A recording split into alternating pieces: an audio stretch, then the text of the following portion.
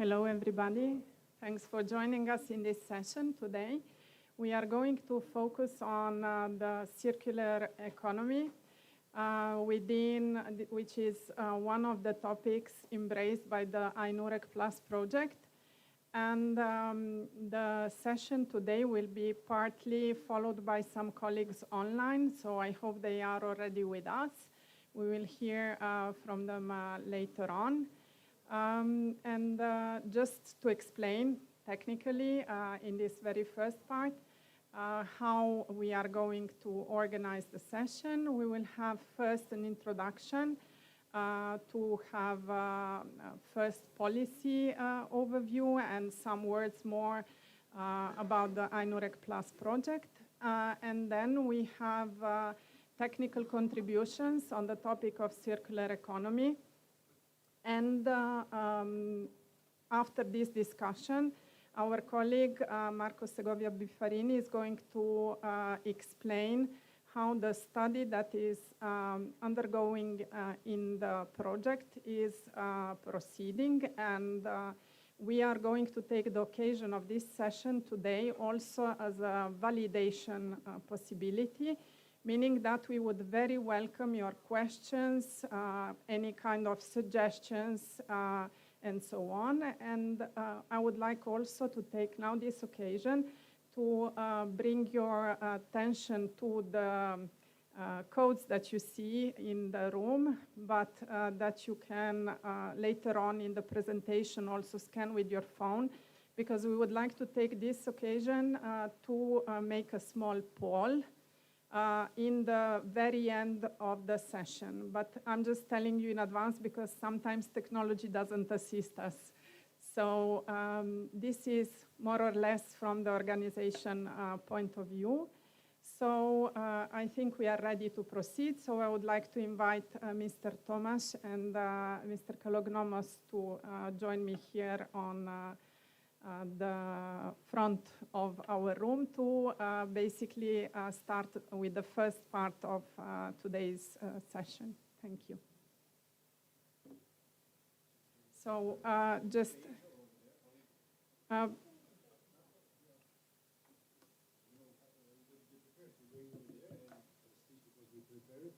sure. I will leave the word to the president of the Forum of Adriatic Ionian Chambers of Commerce, Mr. Tomasz.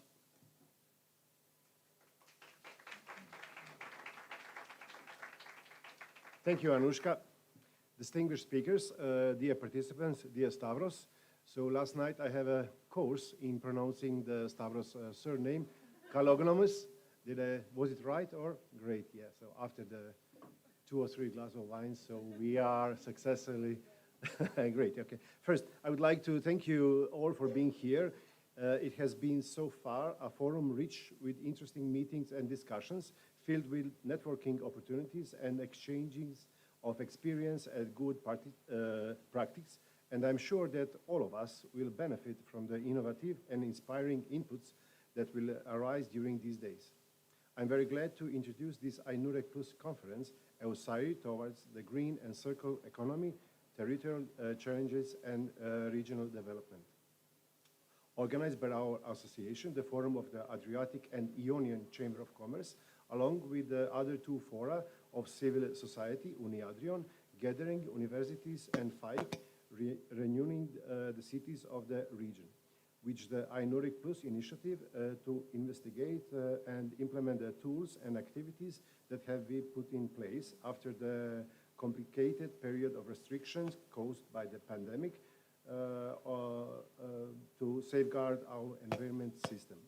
Within the 8th EUSAIR Forum, in the framework of the Bosnia-Herzegovina EUSAIR Chairmanship in Sarajevo, we see the natural following of years long fruitful relationship between civil society and their governance, and therefore it's critical to nurture the synergy that has grown between these actors, 2 sides of the same coin. I'd like to remark our pleasure in working together on the new INUREC Plus, aware of the important contribution that this initiative can give to the development of the Adriatic Ionian area, supporting post-COVID recovery. The INUREC initiative has contributed to give our association Forum, AIC, FAIC, and UNIADRION the opportunity to enhance even further their role as the main stakeholders of the area, which since the early 2000s, with a bottom-up approach, have strongly contributed to the official recognition of the European strategy of the Adriatic-Ionian region, and today represent its major actors. The theme of circular economy, articulated in these many different aspects, is at the core of the INURIC Plus initiative, which has the objective of identifying and improving the best practice and experience to be implementing in the area. The synergies between the INURIC stakeholders are essential to ensure the development of the more sustainable reality, from university training to the support of local and regional actors, and also to the support of Chamber of Commerce and the economic financial world. We are sure that the EUSAIR governance will see benefits from the subjects that we will be presenting today. That to more circular and necessary transition, and we hope that the sharing of best practice and experience will make it easier and possible to everyone. Without any further ado, I now leave the floor to my colleague Stavros, and thank you very much, and I hope that we'll have a successful panel.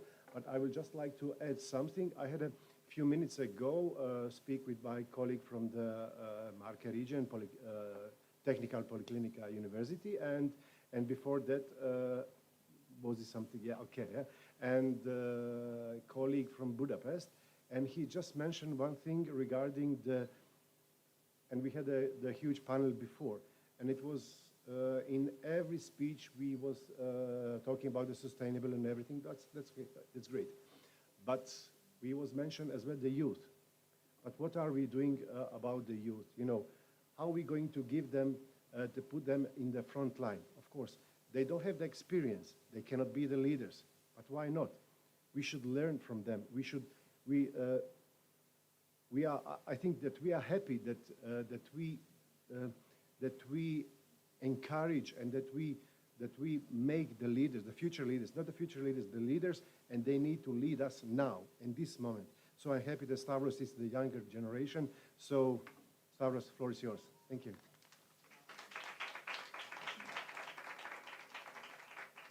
Thank you very much, President Thomas. I have to admit that I'm not that young, but we have younger people with us. So, yeah, thank you very much for this. First of all, I'd like to thank the EUSAIR Presidency of Bosnia and Herzegovina for the excellent organization of the 8th EUSAIR Forum. Without them, we couldn't make it. I would also like to thank the three Fora and all the partners of INURIC Plus, and especially the secretariats of the three Fora, because without them, we couldn't have these very interesting deliverables. So you have great teams, and I'm sure you know it. And a few words why we're here today and what we're planning to do and why we need your active contribution to the question and answers session and afterwards. So, as Conference of Peripheral Maritime Regions, CPMR, and coordinators of INURIC Plus, we are here, as it was said by President Thomas, for the INURIC topic, one of the topics that we focus on is circular economy. So the Adriatic-Ionian network of universities, regions, chambers of commerce, and cities has three focus areas: circular economy, that we'll be discussing today, sustainable tourism, cultural and creative industries, and youth, as you mentioned, is a transversal thematic, because without young people, there is no sustainability. No strategy can be sustainable without involving them. So their contribution is more than welcome. Something else I'd also like to underline is that this year is the European Year of Skills. So we need to take everything that we'll discuss today into consideration for our next steps. We also need you to participate actively so that we get back to the European Commission with your remarks, your ideas, your food for thought, because we are still the revision of the EUSAIR action plan for the next period is ongoing. So we need to inform the policy makers and the decision makers accordingly. So So please feel free to share your viewpoints with us. Even later, get back to us, to the forum, to the three fora, and especially Forum Mike, with any ideas you may have that we could consider for the next steps. And let's try to see how the local and regional actors, because this is why INUREC is there for, to bring and to increase ownership of the strategy and the objectives by the local and regional stakeholders, to bring it closer to the citizens, and create this bridge between the higher level, the national and the European and national levels, and the local and regional levels. So we are here to listen to what you have to tell us. So listen to the speakers, please. Interact when we'll have the Slido. Get back to us with any comments you may have so that we take them into consideration for what we need to include in our report to the European Commission. We also have some surprises for young people. I am not sure we'll be able to announce them today, but in any case, soon you'll hear from us.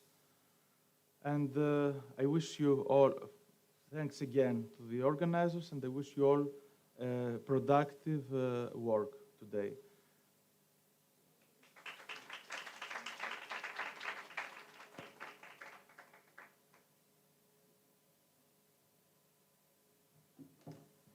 Thank you.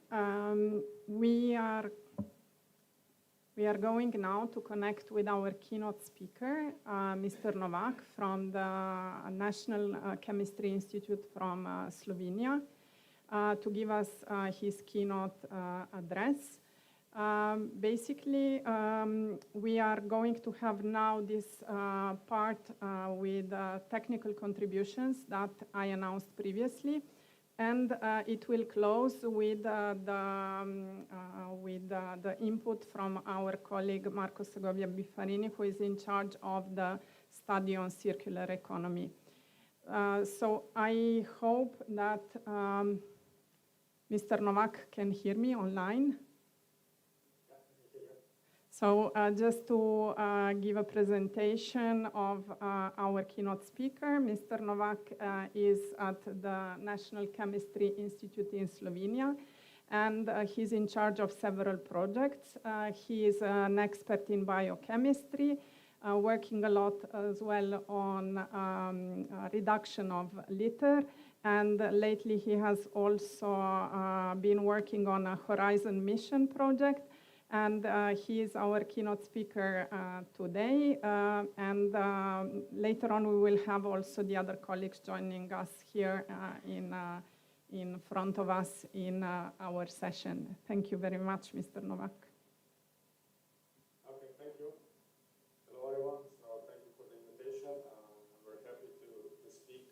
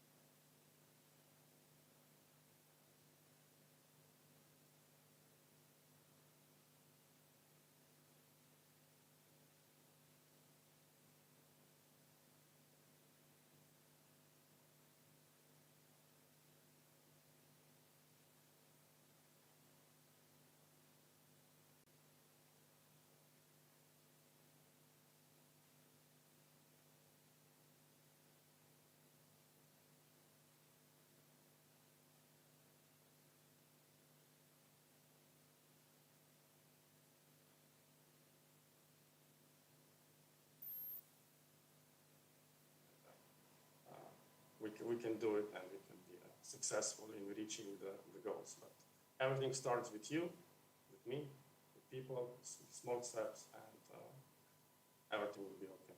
Thanks. Sorry for this return on the microphone. Thank you, Mr. Novak, for your valuable contribution. It's very good to hear that you put people in the center of all your discussion, because you started with explaining how important it is for people to understand, to participate, to actually act. And also the accent on timing, on when to do things and not to wait too long is extremely important. And then the possibility to act within such an innovative project as the Horizon Ocean missions are also gives potentially new opportunities for funding and for activities on sites. And this brings me then to our first other speaker who is joining us here. And this is Ms. Gentilini, who has very good experience, especially with both circular economy and then also cultural heritage. And in these days, what amazed me most in her CV is the fact that she even worked on projects that search for solutions in case of natural disasters. And facing these past days also some severe impacts of climate change and basically natural disasters in Italy, I would like to ask her to join us here and tell us more about her experience in circular economy, please.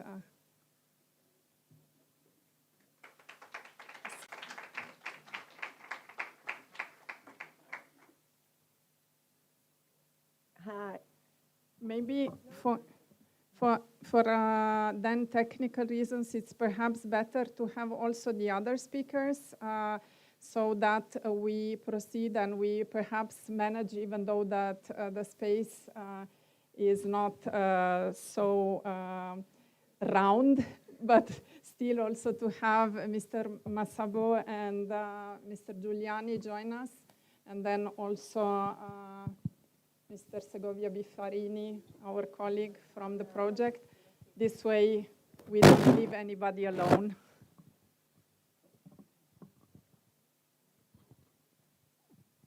Okay. Good morning, everyone. I'm really glad to be here hearing and speaking about circular economy as one of the main areas where innovation is taking place today. And above all, an opportunity that is probably not fully taken, as we were talking just earlier, because we need to take, small steps and proceed. And there's no solution that fits all. In my daily experience work as a consultant for different organizations and universities or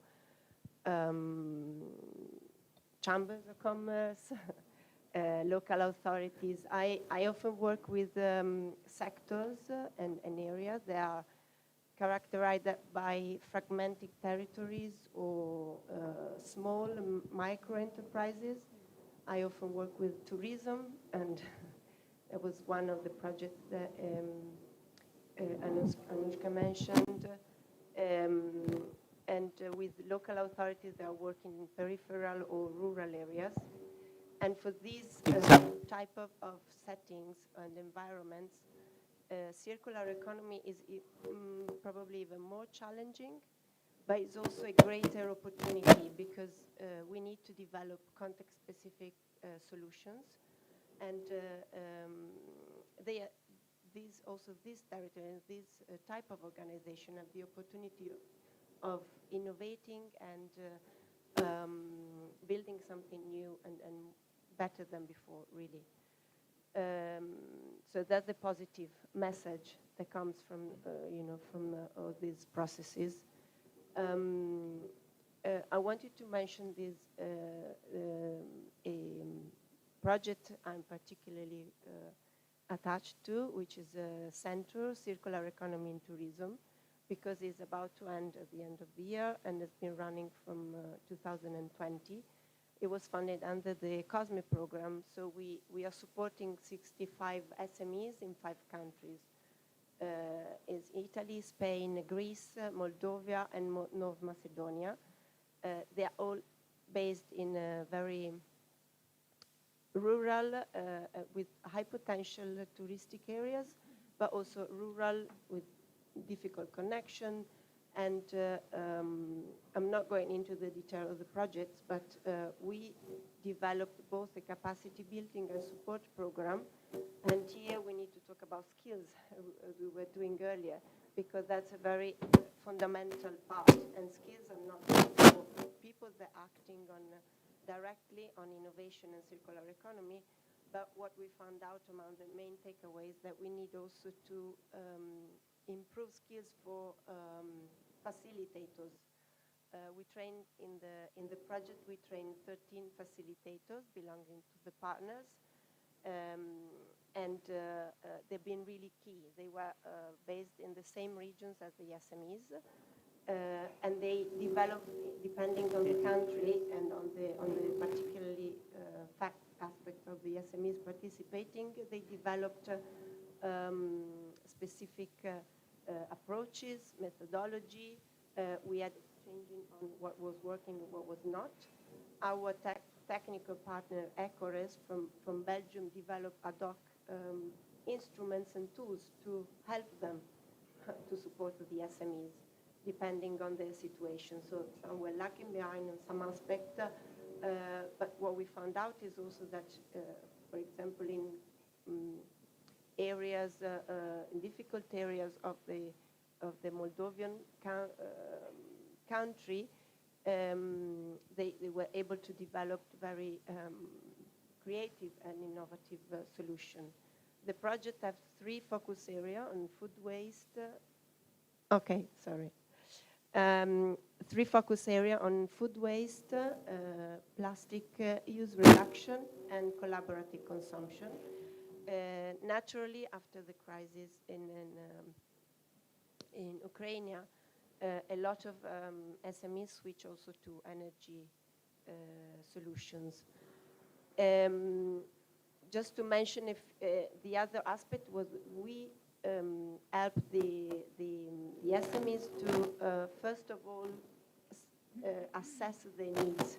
So they were compelled to measure, to collect data on themselves, on the environmental impact, and it was really, that was the hardest part probably, because they were not used to deal directly with the consumption and the impact. But it was also very, very helpful, and we tried to keep it broadly to leave them the space to develop strategies that could span from, so not to stop at the first solution that they came to their mind, but to take time to develop the ideas. That's probably the most tricky part, because they don't have time. And that's why we need specific competencies to facilitate this process. One of the other takeaways that we can have is that networking and peer-to-peer networking is very important. The capacity building program was based on inspire them at first. So they had to be inspired on the best solution all over the world. But then they need to network locally and to really exchange ideas locally, because the solutions are really context specific. So we try to help them. The Chamber of Xanthi is here, and they did a great work in that. We try to help them with instrument to develop some common solutions. So some solutions are specific for each SMEs, but some solutions are for group of SMEs.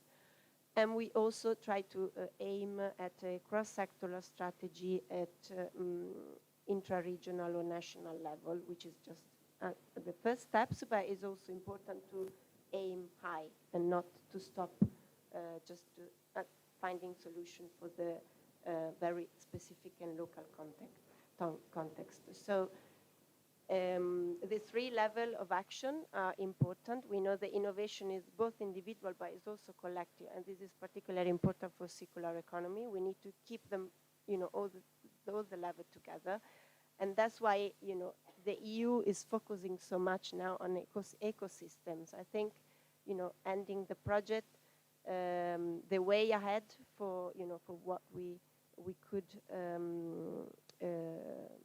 learn is that we need to work on ecosystems, which are different from systems. They push cross boundaries a lot more. There's a large literature on ecosystem, and it's not easy to implement them, but they crush boundaries, and they rely on very institutionalized, also civil society to be able to engage in a proper way. And they need to have a common ethos. We need to have a common ethos to act effectively. So these initiatives, like the European innovation ecosystems of the European Union, are very important for that, and also instrument like system thinking approaches in order to learn from these past experiences and take it to next small steps.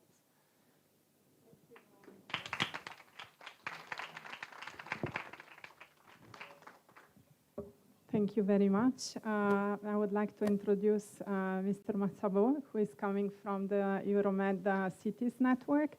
And they have extensive experience on several projects, both on Interreg Med, as on funding for the southern shores of the Mediterranean. We are again in a situation where we are comparing experiences.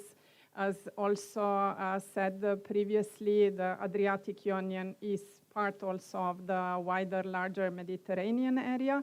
And the Euromed Cities Network works a lot with established partners from the Mediterranean, meaning from Algeria, Morocco, Tunisia, but also with partners from the UK and from Germany.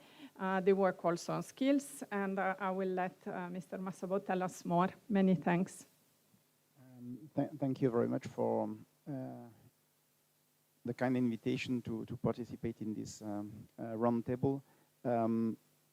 We would like, in fact, to bring some, not really experience, but information and deliver a message for further cooperation among all the stakeholders who are working for the Mediterranean area.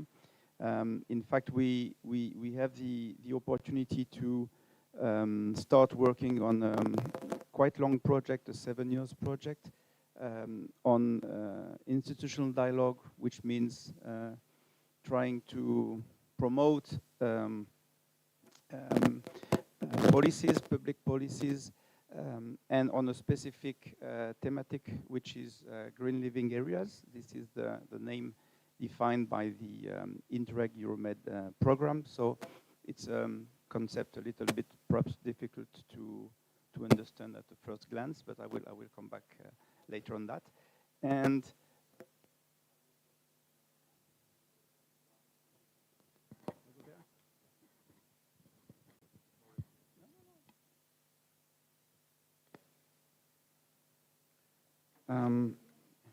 it's even easier for me. In fact, I will first start with some examples, trying to highlight the fact that institutional dialogue is important, and institutional dialogue can bring some benefits to the territories. And then I will enter a little bit more into details, describing the objective we have within this project, and at the end propose to the audience and to the organization to work together. So starting with examples, and we'll try to stay within the time frame. I will just give a few examples. The first one is a project in which, I mean, in an Interreg Adrian program project, so it's why I'm starting with this example. Engaging the city of Sarajevo and also the city of Patras.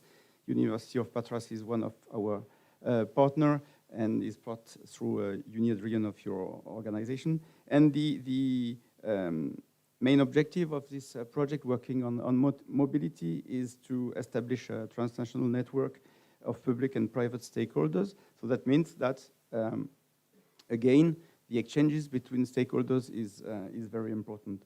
Then we have another example on mobility in Spain, in Barcelona, where the city is implementing a policy for mobility based on a superblock city model, which means that they will divide the city into several block grids and that turn car-centric streets into pedestrian zones. So it's an example which demonstrates that we can improve the policy towards a better quality of life. Then a third different example from France, from the region south in France, is that they were able to, through a project we were coordinating, in fact, we were able to modify their policy regional strategy, considering that the blue and green infrastructure were not only a good argument for biodiversity purposes, but also for fight against climate change. So now in the new programming period, they will encourage stakeholders to work through the blue and green infrastructures on this fight for climate change. And a last example, which just to highlight the fact that also institutional dialogue and trying to work on the policies, on the public policies, could bring not only, modification or improvement of policies, but also gains or benefits for the stakeholders and for the citizens. It's an old example from Greece on water in the Peloponnese region, where through institutional dialogues, through agreement between 55 cities a few years ago, they were, or even a few decades ago, they were able to, they had an issue with water in terms of resource, and they decided not to drill, but to build their own aqueduct, and then this meant that they were able to take a decision altogether, but also they made some savings because the solution was cheaper than the other one. So this just to mention that we are convinced that dialogue, institutional dialogue, is very important, and with the green living areas thematic on which we are going to work for the next 7 years, we think that in fact it is important to implement this dialogue in order to be able to have continuously improved policies, and these improved policies will then be able to deliver a sustainable future or prosperous future, equitable future, inclusive future for the citizens, and then also better quality of life for the citizens. So this is the main objective. And this green living areas thematic is obviously linked to sustainability, but also to green and circular economy, and also to improvement of skills for the stakeholders, because you learn when you improve your policy, and when you exchange, you learn also. We are at the beginning of the project. We started in January this year, so we cannot, highlight yet results, but just we are working on our strategy, on a roadmap in a way, and in fact, first we think that we need to really well understand the needs of the stakeholders, public stakeholders, but also private stakeholders, in order to be able to demonstrate that through the institutional dialogue we want to implement, we will be able to bring some added value. And also we are trying to identify some already established policies like the examples I have mentioned, which could be presented and replicated and be of interest for other stakeholders. And then, this is the main objective of the project.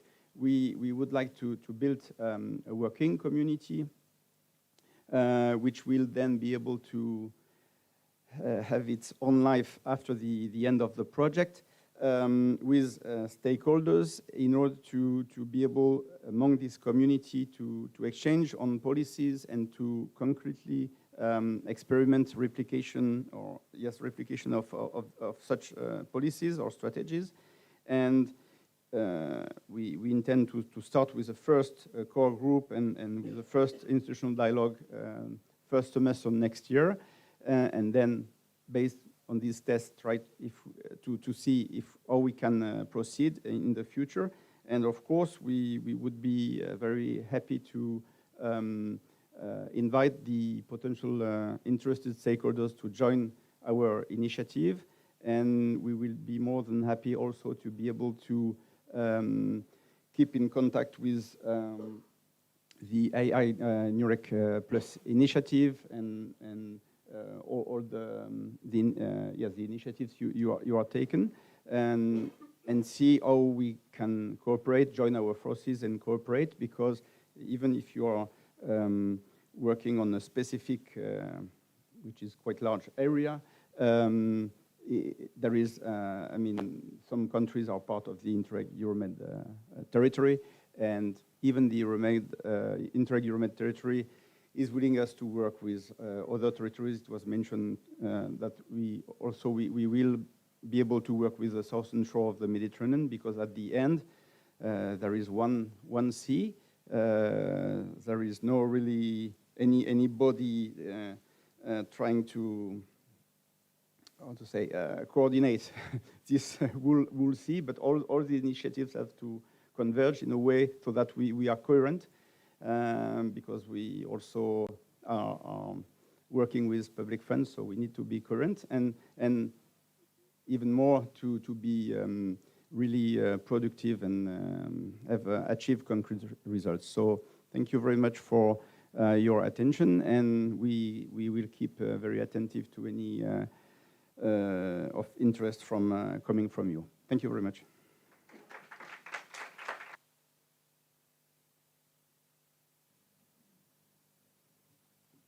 After this very good contribution on possibilities to cooperate and initiatives for the public sector, we are going to connect online with Milena Armoș from the Chamber of Commerce of Montenegro, who was in charge of introducing the green agenda at the Chamber of Commerce in Montenegro, and is working a lot on different policies, also on chapters regarding the acquis for Montenegro, and of course a lot also with companies and the public sector. So I will leave the floor to Milena Armoș. Maybe if you prefer. Thank you so much. Floor's yours, Milena. Can you hear me? Because do you hear me? We hear you, and unfortunately, you don't see us. But if you experience any kind of difficulties, just tell us, and we will try to manage from this side. We hear you really well. You are warmly welcome. Thank you very much. Thank you for inviting me. I'm sorry that I wasn't able to join you on site, but however, we'll manage this way anyway. As you already mentioned, I'm going to shift this topic towards the business community. So I will talk what is the business community doing in terms of the green transition, specifically green economy, and specifically circular economy, because we do have a lot of activities, especially focusing on decarbonization, and circular economy initiatives. So basically how we started in the Montenegro, we have developed in the chamber with the support of UNDP a roadmap towards the circular economy in Montenegro. It was the first document that embedded all the initiatives in the country and the legal strategic documents to map the pathways of Montenegro towards circularity. It has been launched last year in April in 2002.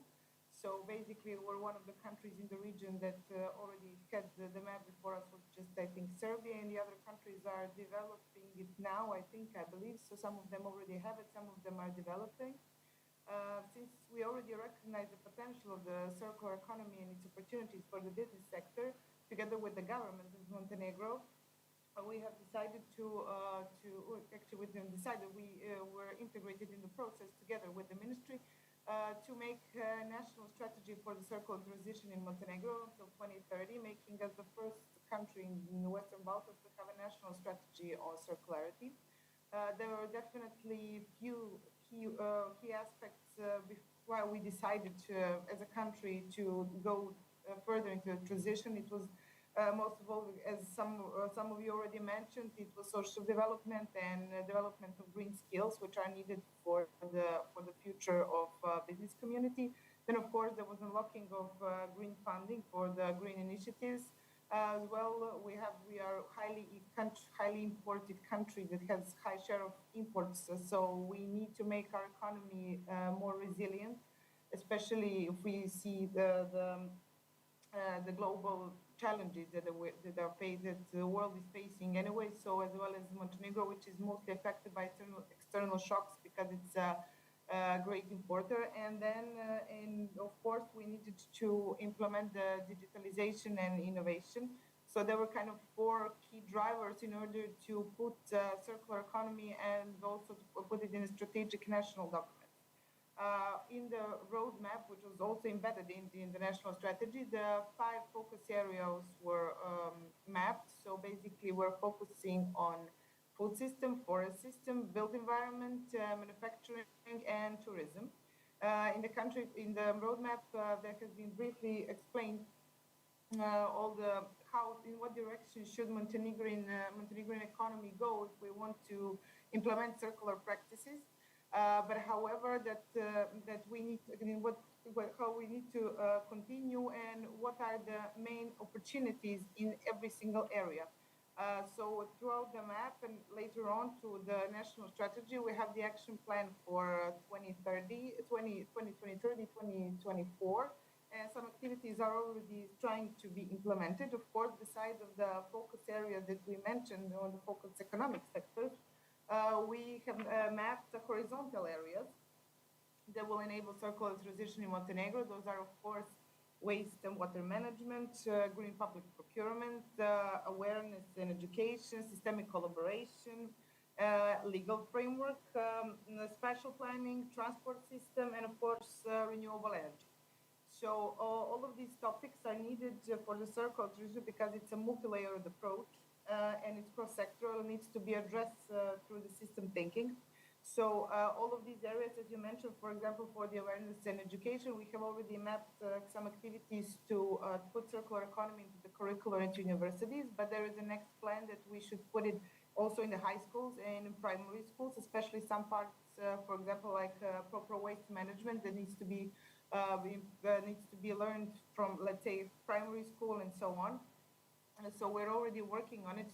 That is one of the priorities of the action plan and the national strategy to implement circularity in the curricula.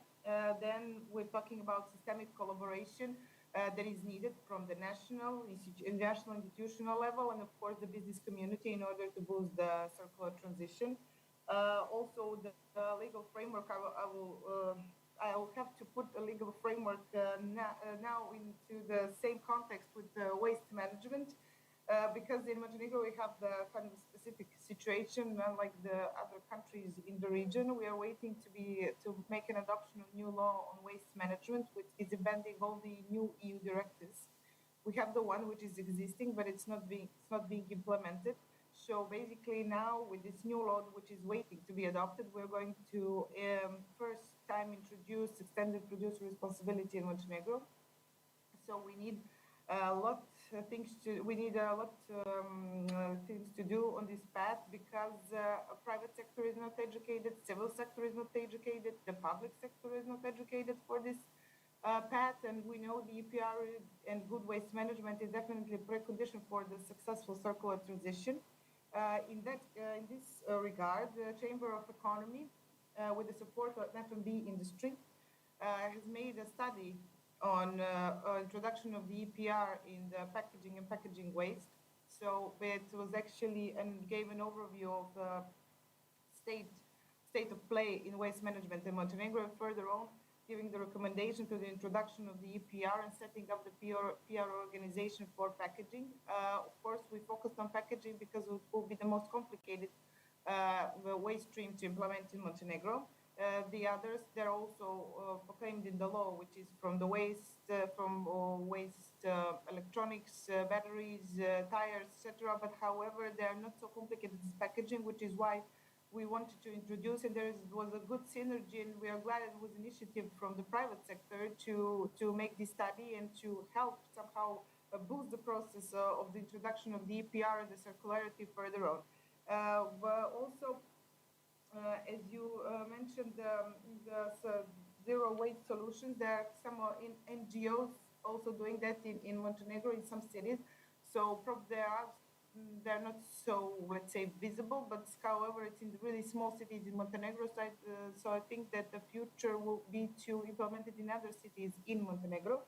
But what needs to be done and what is expecting us in the future as the private sector, as the representatives of the private sector, of course, we have to focus highly on decarbonization and, of course, on waste management. There will be like two priorities at this moment for the circular path, embedding these two categories throughout whole economy, and of course, especially through five key sectors that were mapped in the roadmap.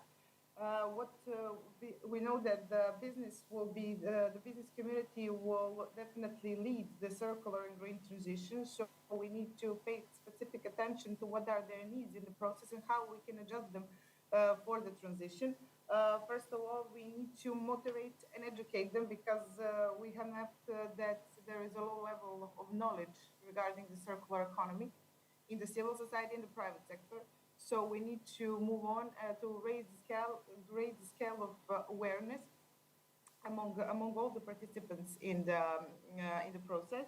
So we need to network private, national institutions, municipalities as well, and of course we have to unlock the funding for the circularity, implementation of ACG principles, also embedding EU taxonomy into the company's decision-making process.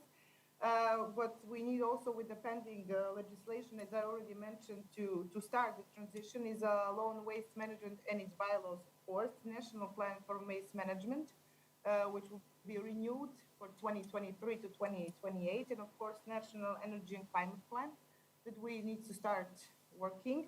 Now, of course, we have to provide incentives for the circular solution on the national level or through projects or funding from international organizations, so that people can boost their circular business in a sustainable way.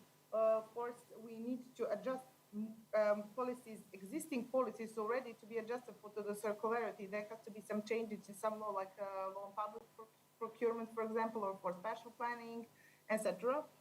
So we have to, of course, strengthen the value chains and green public procurement.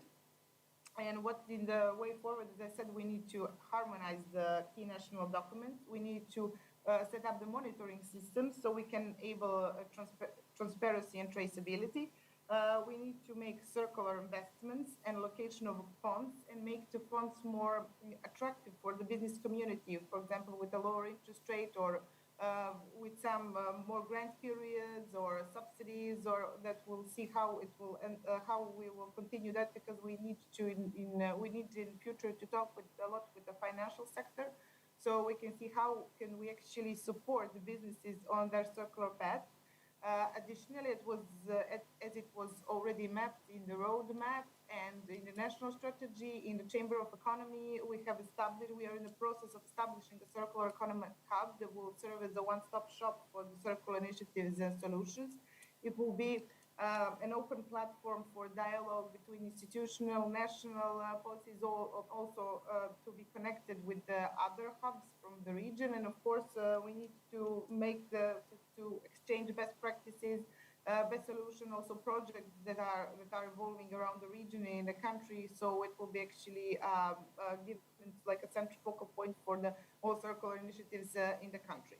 And it will operate in the chambers. So at the end, I would just like to say in what direction will generally Chamber of Economy and the government of Montenegro continue, as it was for the circular economy. We want to make responsible management, first of all, throughout the companies in the Montenegro and throughout the Western Balkans, of course, to reduce environmental footprint, to make strong communities, to make quality workforce, enhancing the green skills, and afterward to raise the consumer awareness so they can be more, let's say, green, they're more green, and to give added value to the circular product.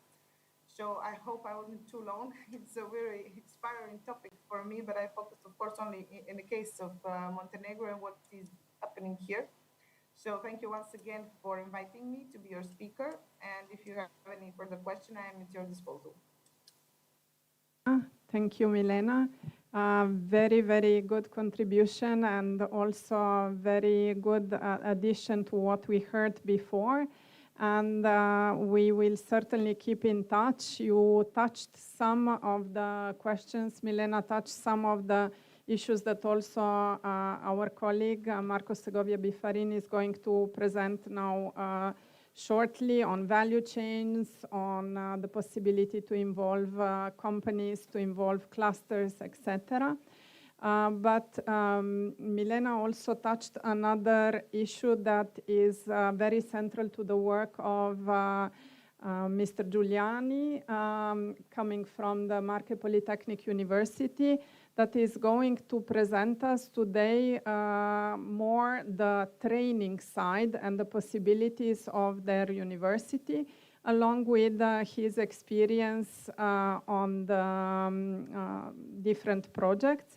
And I would just invite perhaps the speakers to join here again. Now we are not going to have any videos anymore, so if then also for the presentation that Marco is going to hold, if you can just please stay, would be great. Maybe here, because it seems that the microphone is back. No problem. Okay, good morning, everyone. Very happy to be here, very honored. Thank you very much, the forum, for the very kind invitation. As they introduced me, like I'm a professor at the University of the Marche, and I'm involved in courses and teaching about sustainability management. I'm in the management field, and I work together with our colleagues from engineering and science. So what I'm going to present to you today, and it's very, very well connected with what the president of the forum, Mr. Tomasz, said about the relevance of youth and sustainable development, as well as with what Mr. Kolognomos said, that the importance of focusing on skills and developing skills on sustainability. I'm going to introduce you a project we are actually now running, which is the AMOCEAB, which is the Adrian Master on Circular Economy and Bioeconomy, which is a project, a master, which got financed by the Interreg Adrian program 2014-2020, the last call, which was in 2002.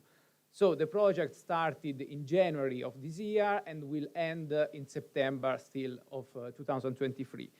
The aim of the AMOCEAB project is very particular because on the one side, he wants to match practical and, let's say, the world of practice together with the world of science.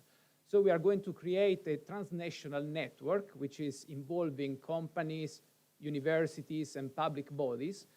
And among this network, which is involving organization in circular economy and bioeconomy, we will also develop a master which aims to create and develop competencies on circular economy and bioeconomy. In this master, what we want to do is like create, let's say, competencies and skills to develop solutions and know-how on green economy. In particular, we are matching competence from management, engineering, science, sociology. So it will be a very interdisciplinary approach. This is, let's say, connected to what the people before me said, like that sustainability and sustainable development is nothing monothematic, but it's rather needs to be combined different competencies and different skills to achieve what is the sustainable development. So the aim will be like enhance the competencies of universities as creators of competencies, and will enrich the competence of private bodies, organization, new students, and also people which are already working. In fact, this master will be organized in two ways. On the one hand, will be useful for, let's say, young scholars and young students to create competencies and achieve competencies in the field of bioeconomy.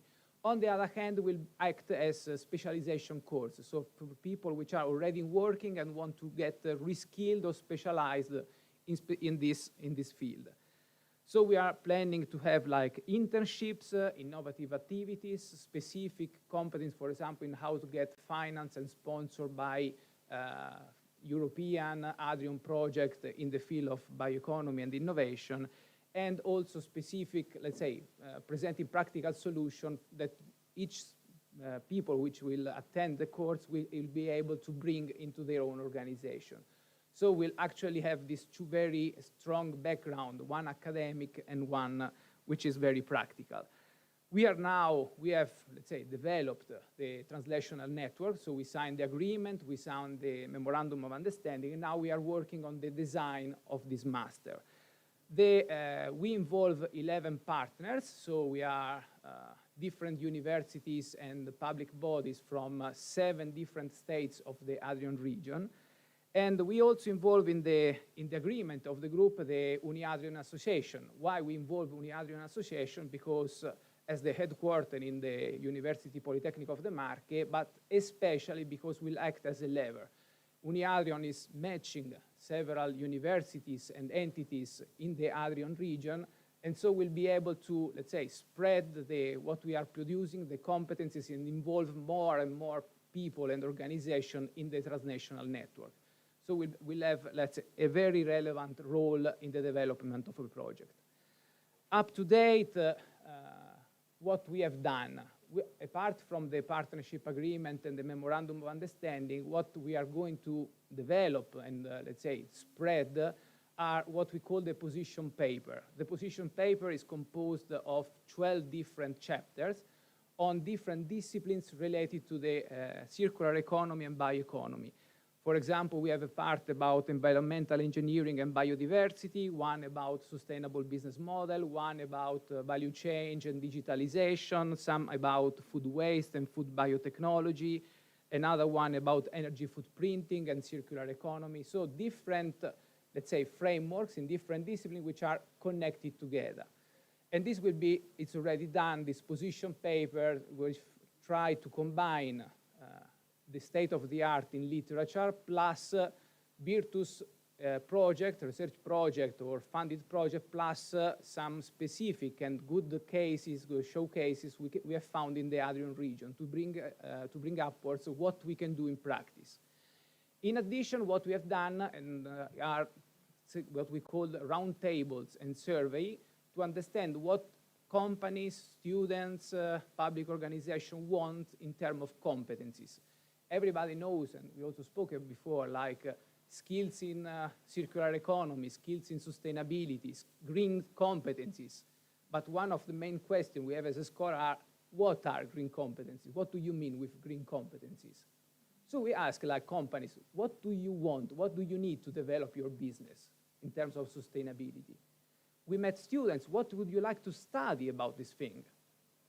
And so by combining what we call developing this stakeholder engagement activity, try to define the prototype of competencies that now are requested by the market, and they can find the interest of people which are working already, plus students which want to get specialized in this field. And we have to say the picture which is coming from this analysis represent a kind of what we define a T approach competence, which is like a baseline of traditional competencies in engineering, in management, in digitalization, and some specific field of specialization. This is why, because as we said at the beginning, sustainability is an interdisciplinary competencies. So we need to acquire the basic knowledge in different fields. A manager needs to speak with an engineer needs to speak with a sociologist, a manager needs to speak with someone expert in energy. So we need basic knowledge which everybody shares, plus we need a field where I specialized. So there will be like the manager which is able to understand what, for example, life cycle assessment is, or what an a carbon footprint is, but he's specialized in management, so we'll be focused in non-financial reporting, in sustainable business model, and so on. An engineer will need to know that he can find beautiful solution, but he has also to be able to account for the costs of this solution and the benefits, which are not always in monetary terms, but they can also be social or environmental benefits. So this is what we defined as a T model approach. Now we are finishing with this survey and systematizing. We will present them in the internal meeting in 2 weeks. And the last big act of this project will be in the beginning of June, where we will do the boot camp and the spring school, which is a way to combine and to meet all the administrative people and professors from the partner university. We will host the spring and the boot camp in Ancona, where we are actually going to define the specific teaching modules of the master and define the program, because this program will be recognized by all the 7 different countries and will be able to be recognized an official title among the different universities. So it will be also an opportunity to get, like, for students, something recognizable, and so incentive also the mobility between the different countries, because, for example, some teaching will be done in Italy, some in Albania, some in Slovenia, and so on. And so, in addition, each student can also decide where to work. So maybe he doesn't find the opportunity in Italy or a job he likes in Italy, he can move to another country, because this title will be recognized and known also in the other countries. So this will be the project. It's a challenging project because it's very compressed in terms of time, but has the potential, thanks to the different partners and different universities, to grow and create this new competence, new way of approaching the courses in sustainability and define better, also with practical, let's say, development, what the green sustainable competence is. Okay, thank you very much. If you have any other question,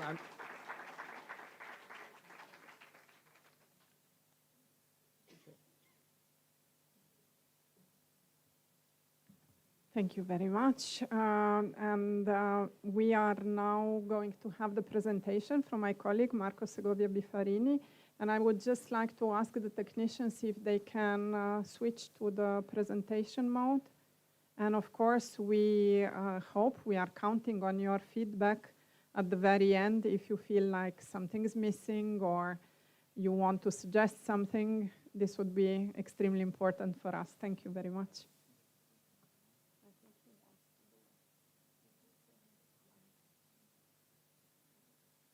So good morning, everybody.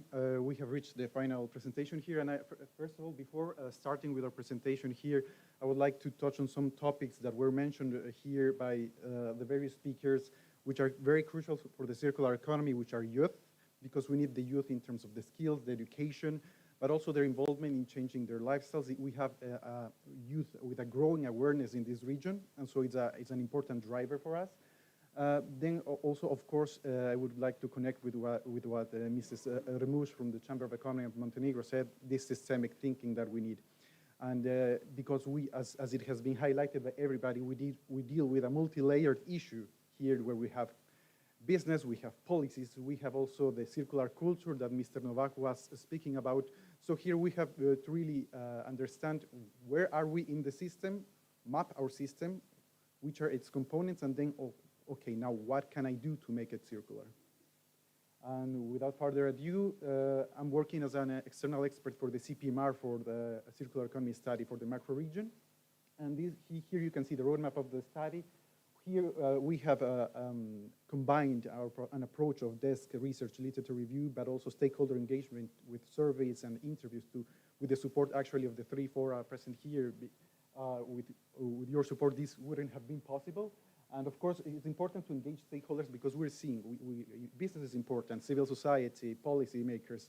So we need to engage these stakeholders to actually make change.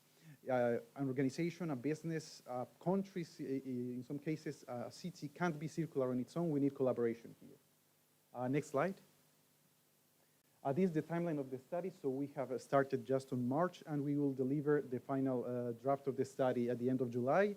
And our biggest milestone, one of the big milestones here is the EUSAIR Forum, because we're reaching here with you as an occasion for validation, but also to talk to you, to network, to also understand more about our context. Next slide. So here you see our completed milestones, our literature review and desk research. The stakeholder engagement is still ongoing, and the occasion that here we're together is part of it. And we will define our baseline overview that will allow us then to draft our final draft of the study. Next slide. So when we talk about the, sorry, next slide again. When we talk about the EUSAIR framework and the circular economy, we have to understand that circular economy connects to all the pillars of the EUSAIR. Next slide, please. Also, next slide, sorry. It connects to all the topics that you can see here. So here we have to understand its transversal nature to all the pillars in the EUSAIR framework. Next slide. We have also topics of the circular economy or subsectors of it that relate with the blue growth, with the blue economy, like circular water solutions, circular blue economy, and the use of, for example, even circular aquaculture systems. I will help them.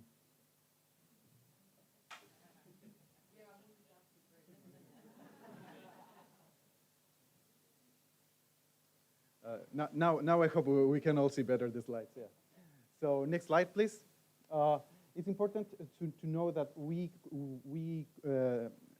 the circular economy connects with all topics, and maybe some of you are not aware, or because what we have seen mapping the region also is we often associate circular economy with waste management or with recycling and so on, but it's much broader, and so we connect also with topics that connect the region, like transport, circular mobility, intermodality, or circular biofuels, which are topics relevant for the second pillar of the EUSAIR framework. Next slide, please. Of course, then we connect with the pillar of the environmental quality, because then we deal with the sustainable use of natural resources, and of course the circular value chains that we can develop in business will impact the environmental footprint that we have, and of course then environmental quality and resource management are very important here. Next slide, please. And finally, the fourth pillar, so sustainable tourism. Of course, here we have tourism as a horizontal sector that can support the circular development of other sectors through initiatives like ecotourism, green tourism, agritourism. Of course, that connects with food systems, with forest systems, that connects with manufacturing, connects with the transport sector, and acts as an enabler here.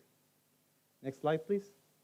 Of course, there are also other topics that have been also addressed yesterday at the beginning of the forum, which is the importance of the rural sector and what the circular economy and the circular bioeconomy that is being addressed by this master can do for the development of this sector. And of course, without forgetting circular education and circular culture, which were highlighted already here by some speakers. Next slide, please. There are different drivers of circular transformation in the region. And next slide.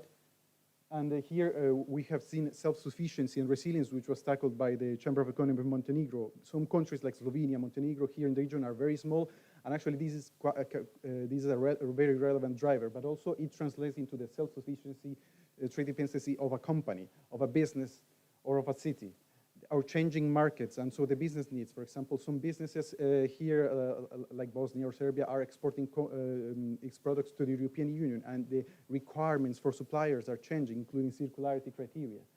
And of course, there is our changing policy framework toward the circular direction, and the increasing availability of funding and need for funding in this direction. Next slide, please. But what is actually happening on the ground? We could talk about challenges, what's going wrong. Next slide, please. But actually, there are already some things that are already happening on the ground. We have front runners in business. We have front runners in cities that are developing their circular strategies. And we have also the formation of circular economy hubs.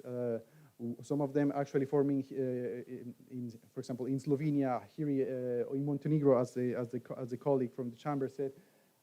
But advancement in circular policies that we have been seeing also with these laws on extended producer responsibility. And of course, there has been, through Interreg projects, through Horizon projects, a lot of investment into research, development, and innovation. And academic innovation as one of the projects that was presented earlier on here. Next slide, please. But I want to here take a minute to address the formation of, and development of circular economy hubs and platforms in the region, because it was highlighted the necessary multi-stakeholder engagement that needs to be tackled. And so there are already platforms that have been born. There are platforms that are in their phase of development, and we can see them all across the region: Italy, Slovenia, Greece, Serbia, Montenegro.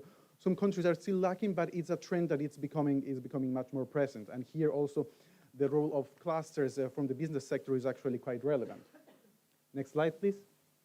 Of course, then we have circular governance, because policy is quite important, and some countries are already developing their circular economy strategies, their circular economy roadmaps.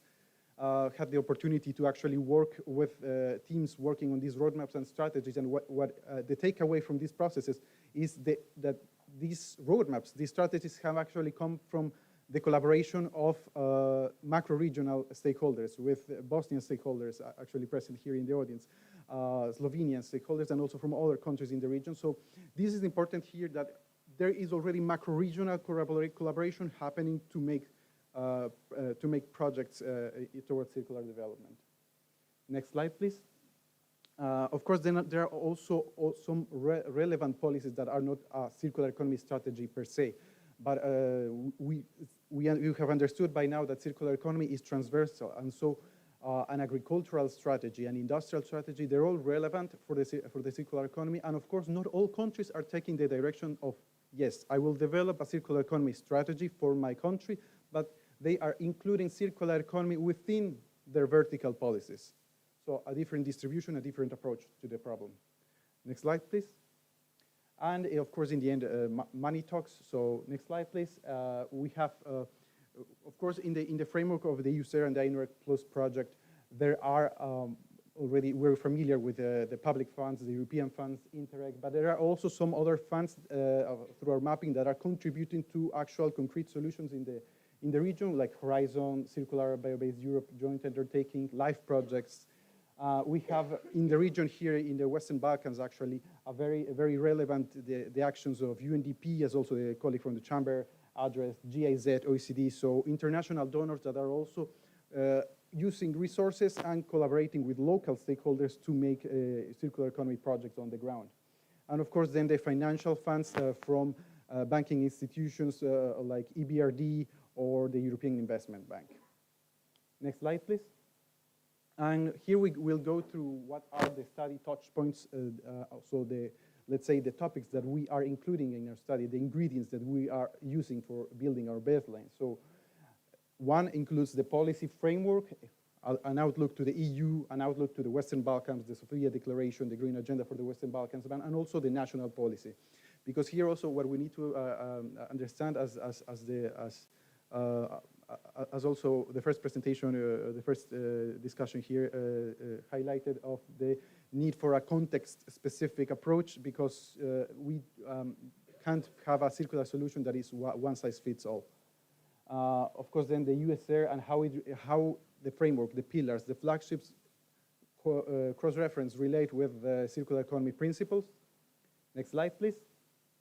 an overview of macroeconomic data, circular economy indicators, which are more present in some countries than others. And here we have to understand the diversity of the region in terms of circular development, policies developments, and also a key element that is how we measure the circular economy, so the availability of data here as well. And of course, then understanding what are our common systemic challenges, our needs, and we gave a special focus on opportunities for further development. Next slide, please.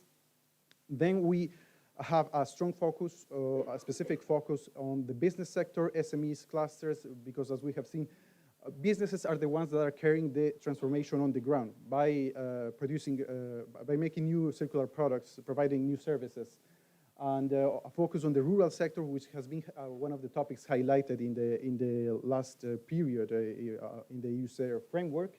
And of course, a map of key stakeholders, because why is this last point very important? Because, as I said, there are already stakeholders, important stakeholders from the 4 fields of the quadruple helix that are already working on this on the ground. And here, the biggest opportunity is actually building up, scaling up, and connecting, because there is already a lot of good happening, sometimes not connecting, sometimes overlapping, and here there's a great opportunity to actually have some leverage and actually then and then of course build upon to actually produce more concrete outcomes. Next slide, please. So that will be it for my presentation. Of course, this study, as I told you, it will be drafted, its final draft by the end of July, and then will be published. But of course, so we can't share all the content with you at the moment. But we want to now, of course, we're here together. We want to hear from you a bit. So we now will use some questions to address you. I want to, if you have your phone, if you have your laptop, please. You can see at your sides or here in the front a QR code or a numeric code of 4 digits. And if you can maybe start this interactive phase. Of course, we can see the QR code also to participate right here. And I hope there is no issues with the Wi-Fi. But exactly. Has any of you? Maybe you can raise your hands. Has any of you like no connection at all? No connection at all. Okay. Then maybe you can provide the answer also after the event. And of course, here what we want with you here, this is not only a presentation of what we're going on in the study, is a dialogue with you. So also questions from the public are welcome, not only through this platform, but also we can pass the microphone and we can discuss together.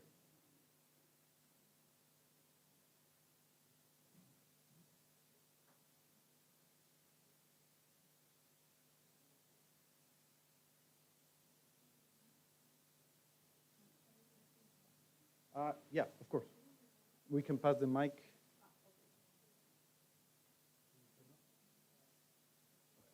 Quite a loud voice, so I can. Okay. No, it's working. Thank you. Perfect.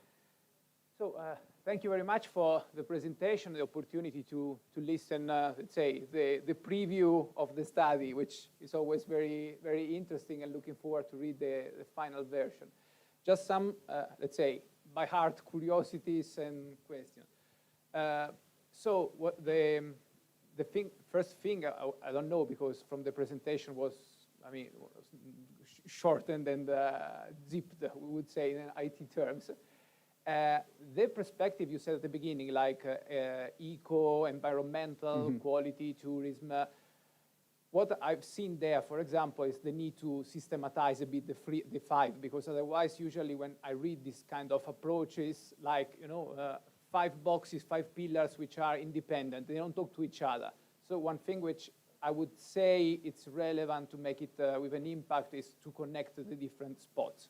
And this is, I say also, for example, for guidelines for business or government and so on.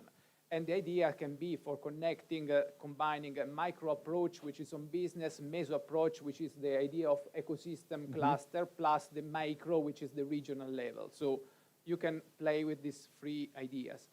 The other point is, question, which is did you consider, for example, when you talk about governance of the region, Yes. the idea of nudging, which is now very into the European Union, the idea not of making compulsory or paying for making business circular, organization circular, but it's the idea of nudging. So inviting and, let's say, directing organization towards gently toward, let's say, an almost spontaneous solution which is sustainable. Is, for example, what they do for green finance, like, oh, if you want, you can act as usual. But if you want a cheaper cost of capital, then you have to do like this. This is nudging. The other idea is like, you talked about cluster. Yes. Usually, I talk about from management perspective, you talk about value chain. Cluster, because at the end, the cluster risks to be very defined into a specific sector, while the idea of value chain is transsectoral, which is what makes sustainable, because you talk about packaging, final use, and reuse. That's how it becomes circular. It's not within the cluster. I like the idea of focusing on SMEs. So, but usually, for example, in the idea of nudging, the relevance is on large companies, because they are the one which are making the small one to enhance and transform into sustainable. So it's different. Some small companies become sustainable because they want to rise their competitiveness in the market arena. Most of them, at least from the projects I'm now running, they do it because some large companies are saying, oh, you want to work with me, then you have to do this. And the other thing is like in the attention when I spoke at the beginning, blue economy, blue growth, and sustainable tourism, there you should probably be able to distinguish, because in the idea of blue growth, there is blue tourism in there. So that is a bit overlapping. So there you should move probably this idea of tourism make as a transitional between green and blue economy, and not both as, let's say, autonomous pillar. So I'm done. Okay. Thank you for all the questions. I'll try to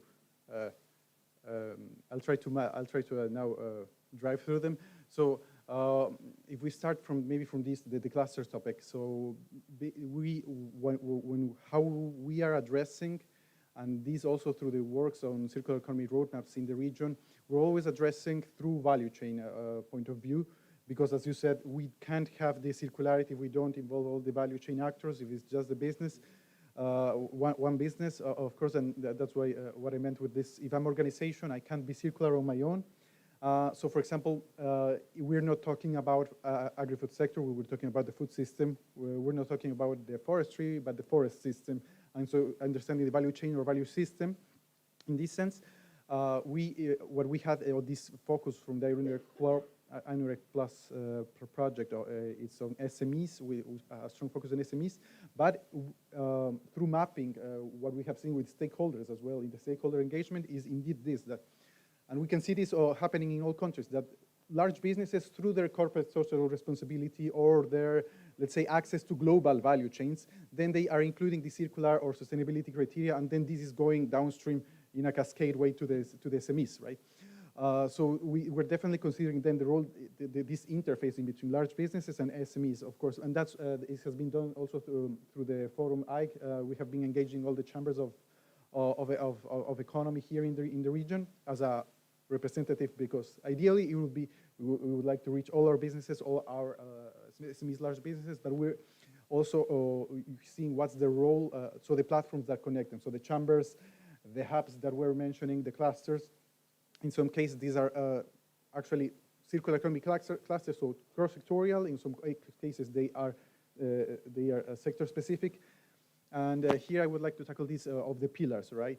Of course, there is overlapping, as you said, circular, like blue tourism and blue growth overlap, or for example, circular energy then connects to circular biofuels produced from a blue growth solution. So in this sense, I think that it's very important to connect the pillars, because we can reach these circular solutions through connections. I couldn't stress more this collaboration aspect here. And of course, these pillars are part of the EUSAIR strategy. The strategy is currently undergoing revision. So we have done an analysis of these pillars and how can they relate with circular economy. But then of course, we're taking also account of what's undergoing, because it's this review is undergoing. And one of the questions actually here, maybe it's already, we see that most people here are from the public sector, but if we see the second question, maybe it's already, one of the questions was actually how to include the circular economy in the EUSAIR framework. A separate pillar, a pillar, a thematic point in all pillars, so it's or other. And what we have, so across sectoral pillar, it's the winning solution with the public here. And I think we all have understood here the importance of transversality in the circular economy. I don't know if, could you remember me of your other topics? Of nudging.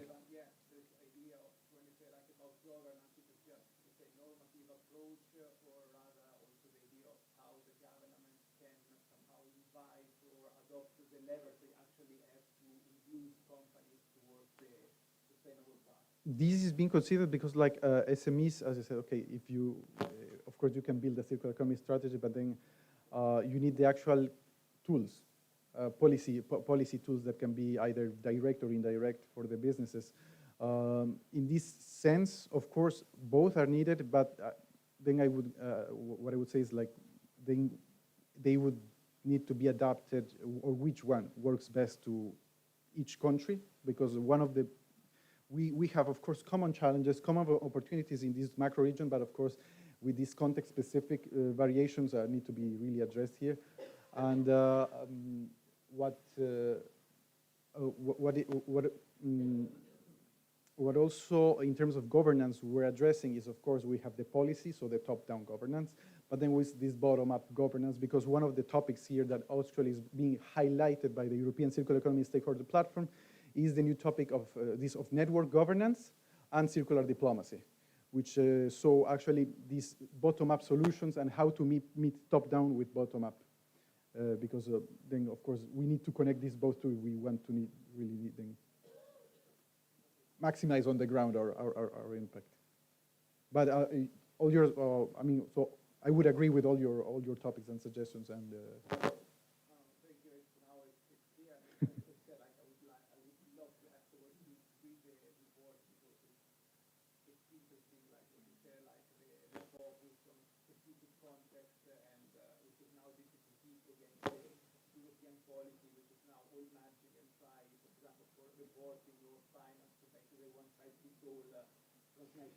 Yeah. Actually, also talking with stakeholders, also one of the stakeholders interviewed was the Chamber of Economy of Montenegro that you saw here is, and actually I remember from this interview, actually how we spoke about actually this context specific, because of course, for example, we need capacity building, as we said, or maybe in the public sector, the private sector as well. So we can do train the trainers and train the people, but so what it's often saying is, there it comes this capacity building built for all the region, comes from outside. It's not local context specific, so it's also this someone that knows the context there, but knows also about the circular economy. So it's always this trying to find the right balance between macro and micro. And here, what we have seen is like what interests you more to see in the strategy, in the study is the common systemic challenges and needs, understand them, more about them, the strategies. Know more about the circular economy strategies, indicators, so data, you want to see the data. And so you're less interested in the European policy framework, as I say.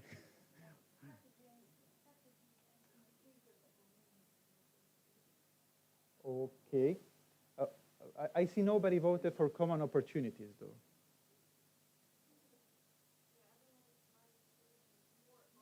Okay.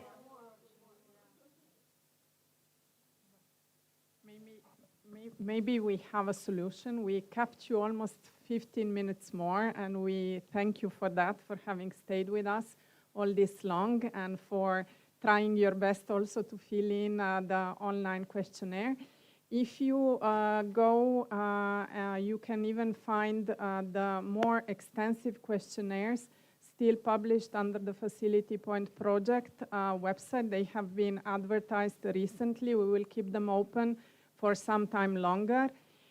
If you are interested, don't hesitate to get back to us. We have also prepared a brand new website that summarizes the experience of iNUREC, the first project, and iNUREC Plus project, and it's online. So